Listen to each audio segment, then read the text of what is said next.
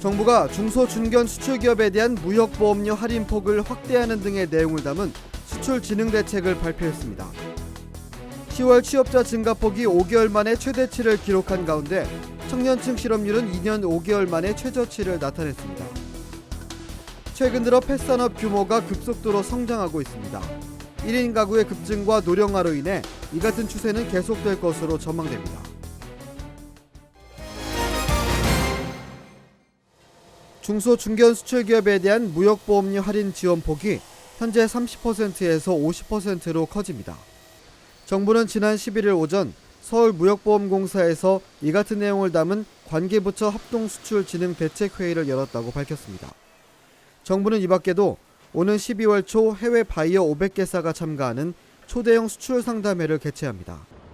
이번 대책은 올해 들어 극심한 침체에 빠진 수출 산업의 활력을 불어넣기 위한 것으로 여러 부처가 함께 힘을 모을 예정입니다. 취업자 수 증가폭이 5개월 사이 가장 높은 수치를 나타냈습니다.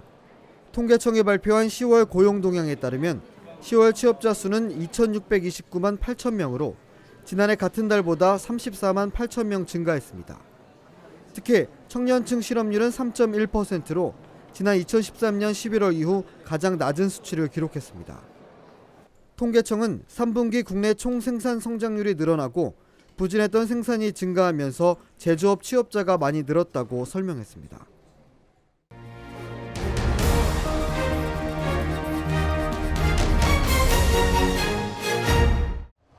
최근 반려동물을 키우는 사람들이 증가하면서 펫산업 역시 급속도로 커지고 있습니다. 한국펫산업협회 등에 따르면 한국의 펫산업 시장 규모는 최대 5조 원에 달하는 것으로 추정됩니다. 애완동물 시장 규모 역시 매년 20% 가까이 성장하는 추세. 규모뿐만 아니라 품질과 가격도 크게 뛰었습니다. 사슴 간과 녹용 등 값비싼 재료로 만든 천연 수제 간식도 나왔습니다. 사람이 먹어도 손색이 없을 정도로 질을 높였습니다. 부패를 방지하기 위해서는 제일 간단한 방법이 방부제를 섞는 방법이고요. 그다음에 이제 열풍을 위해서 건조 방법이 있는데 저희는 냉동 동결 방법으로 저희 제품을 생산합니다. 미네랄, 비타민 C까지 살아있는 제품이 되고 향이까지 이제 보존이 되는 방법입니다. 애완견용 유모차나 이동용 가방의 가격은 눈이 휘둥그레질 정도입니다.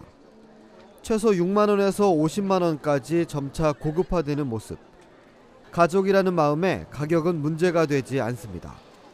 부담은 가는데요. 그래도 뭐 이 정도는 투자를 해야죠. 애기니까. 엄마가 애기들 키우는 마음 같은 거예요. 그래서 같이 키우니까 좀 아깝기도 한데 이렇게 어떻게 자꾸 쓰게 되긴 하더라고요. 그러니까 아깝다는 생각은 안 들고 그냥 애들 위한 거라고 생각하니까 자꾸 쓰게 돼요.